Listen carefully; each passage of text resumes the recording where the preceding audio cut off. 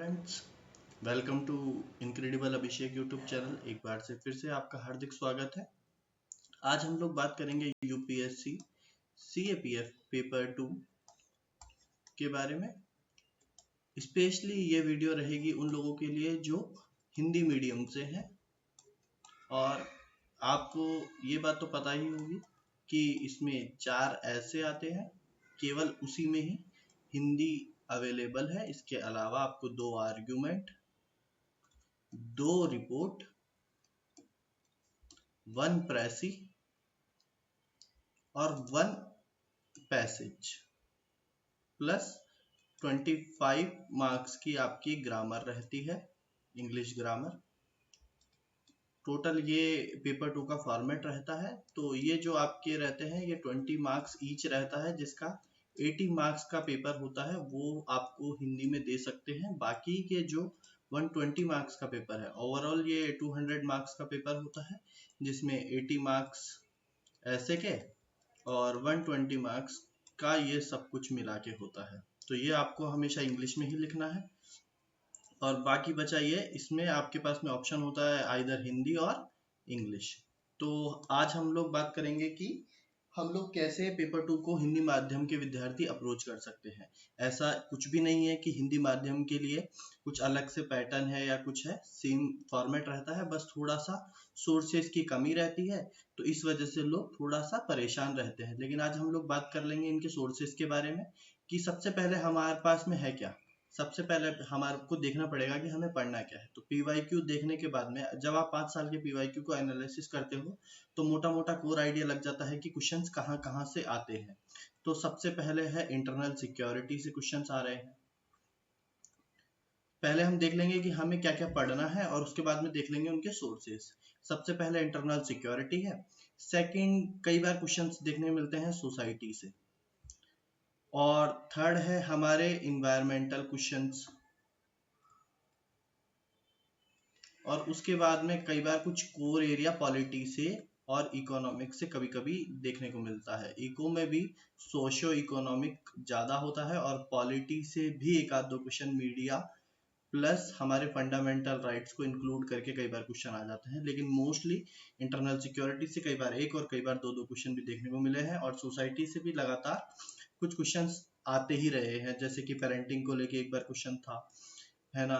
और उसके अलावा आप देखेंगे तो अर्बनाइजेशन को लेके क्वेश्चन आया हुआ है। इन्वायरमेंटल पे क्वेश्चंस लगातार बन रहे हैं। इंटरनल सिक्योरिटी पे तो आ ही रहे हैं कि इंटरनल सिक्योरिटी के चैलेंजेस। पिछले साल 2023 में ही साइबर सिक्योरिटी पूछा गया। उसके अलावा और भी काफ़ी सारे टॉपिक्स हैं, तो उनके ऊपर चर्चाएं की जा सकती हैं। जैसे नक्सलिज्म इस साल बहुत चर्चा में है, इसमें रीजनलिज्म बहुत चर्चा में है, इधर टेररिज्म काफ़ी चर्चा का मुद्दा बना हुआ है। तो इन सब ये टॉपिक रहेंगे। अब बात कर लेते हैं हम कि सोर्सेस क्या क्या रहेंगे। तो सबसे पहले इंटरनल सिक्योरिटी के लिए आप या तो अशोक सिंह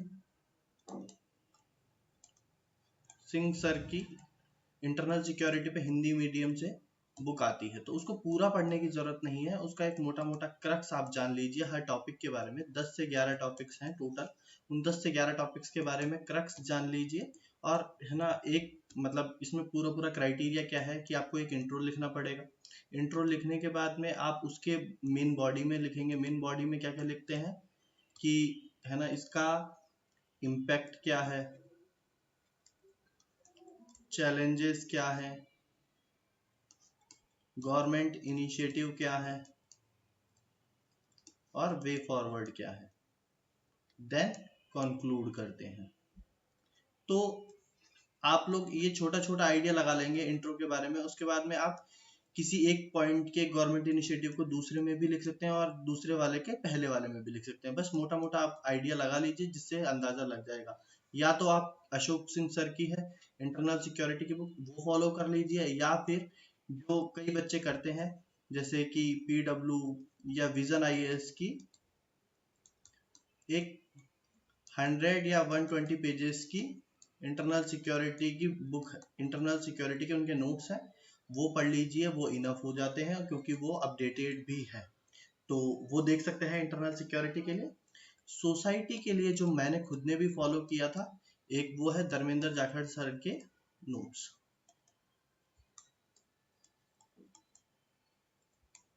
वो मेनली है तो यूपीएससी सिविल्स के लिए, लेकिन उसको आप यूज कर सकते हैं, वो बेहतर है। इसके अलावा आप कई कोचिंग्स के नोट्स को भी प्रिफर कर सकते हैं, और उसके अलावा आप 11th और 12th की सोसाइटी की दोनों एनसीईआरटी को पढ़ लीजिए, तो बेटर अंडरस्टैंडिंग डेवलप हो जाएगी।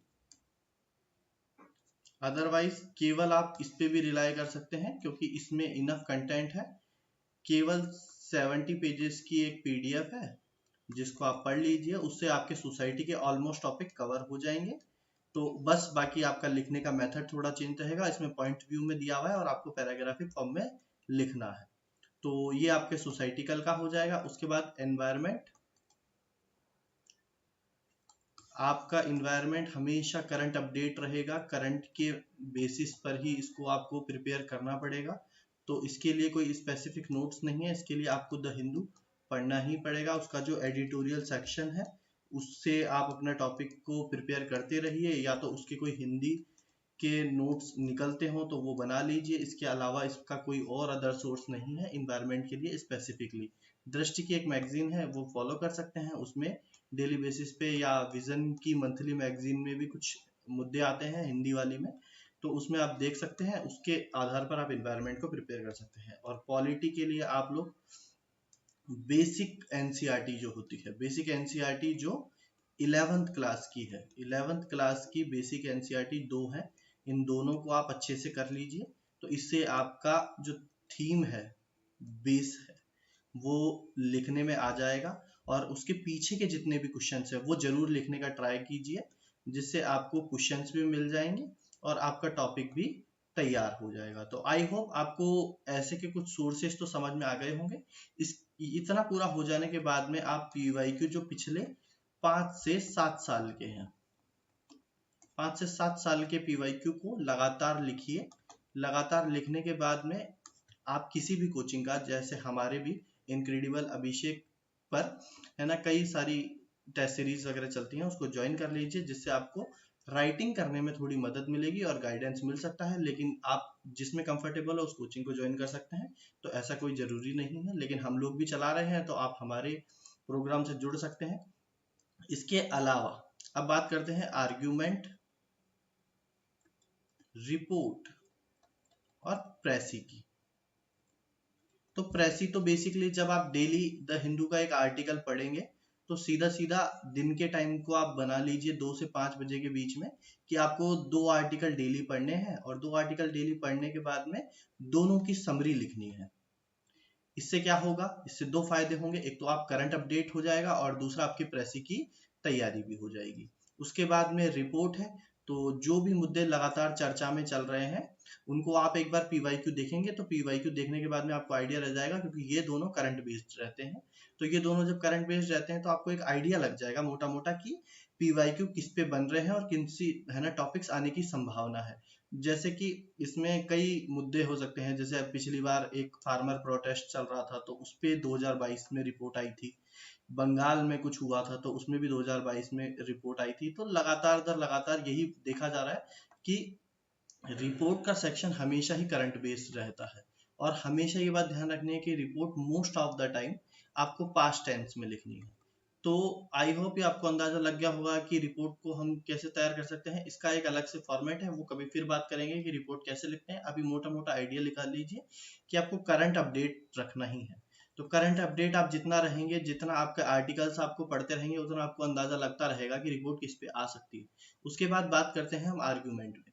तो आर्ग्यूमेंट का बेसिकली आपको मोटा मोटा आइडिया ये है कि 5 पॉइंट है ना पॉजिटिव लिखने हैं और 5 पॉइंट नेगेटिव लिखने हैं उस टॉपिक के बारे में। ये आइडिया है। 5-5 पॉइंट आप मान के चलिए, कई 6 भी लिखते हैं, कई 4 भी लिखते हैं, लेकिन आप मोटा मोटा मान के चलिए 5 पॉइंट लिखने हैं, जिनको छोटा छोटा एक्सप्लेन भी करना है।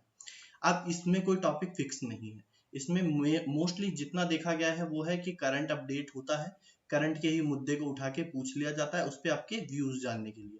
तो इसकी प्रैक्टिस करने का सबसे बढ़िया तरीका है कि आप कोई भी टॉपिक उठाइए, और इसमें भी मैं यही कहूंगा कि आप न्यूज़पेपर की ही मदद लीजिए।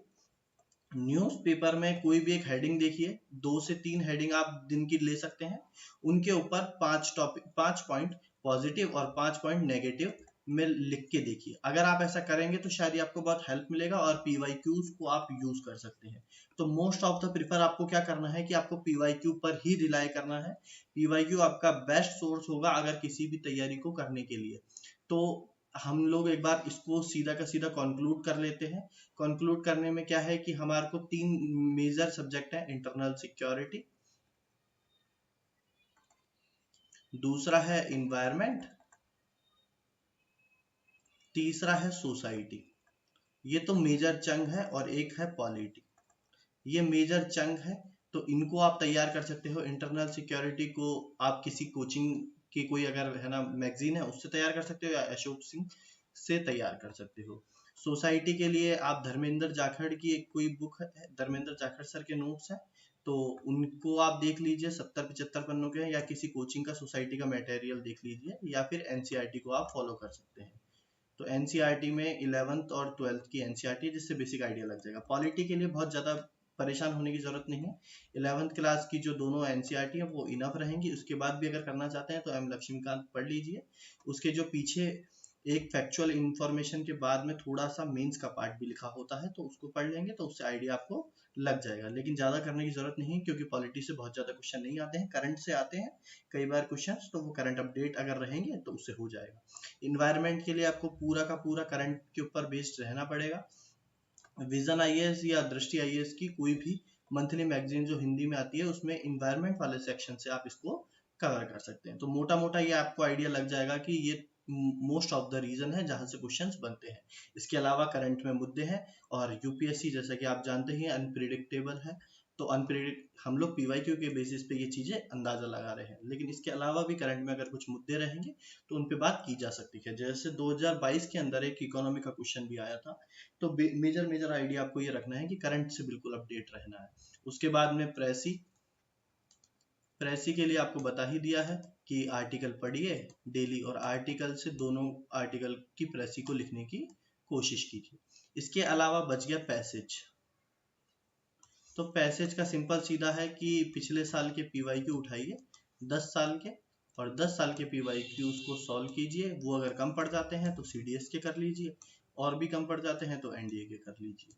इतना काफी रहेगा। इनको कर लेंगे अगर 5-5 साल के, तो आपके आई थिंक पैसेज भी है ना प्रॉब्लम सॉल्व हो जाएगी। फिर कभी आपको पर्सनली कैसे इनको सॉल्व किया जाता है उस पर बात करेंगे, लेकिन अभी ये कंपाइलेशन वीडियो बन रही है जिसमें सब हम पूरी स्ट्रेटजी को जानने की कोशिश कर रहे हैं। तो ये मान के चलिए कि ये मोटा मोटा रहेगा। और ग्रामर जो आपका 25 नंबर का पार्ट रहता है, जिसमें से आपकी most of the time 10 number की फ्रेजल वर्ब रहती है, 10 नंबर की ग्रामर रहती है, और 10 नंबर के कुछ है ना मिस सेंटेंस रहते हैं जिसमें आपको चेंजेस करने होते हैं। तो ये आपका ग्रामर आप किसी से भी कर लीजिए, ये सारे के सारे किसी ना किसी कोचिंग इंस्टीट्यूट कराते ही है, या किसी भी बुक से कंप्लीट हो सकते हैं। तो ये आप अपने हिसाब से कर लीजिएगा। आई होप आपको चीज़ें समझ में आई होंगी। इसके अलावा कुछ भी और डाउट रहता है तो आप कमेंट बॉक्स में लिख दीजिए, हम जल्द से जल्द आपके डाउट्स को सॉल्व करने का प्रयास करेंगे। इसके अलावा आप हमारे टेलीग्राम और यूट्यूब चैनल दोनों पे अपनी चीज़ें पूछ सकते हैं। आई होप चीज़ें पसंद आई होंगी। Thank you. वीडियो को लाइक करिएगा, शेयर करिएगा और सब्सक्राइब करिएगा हमारे चैनल को। धन्यवाद।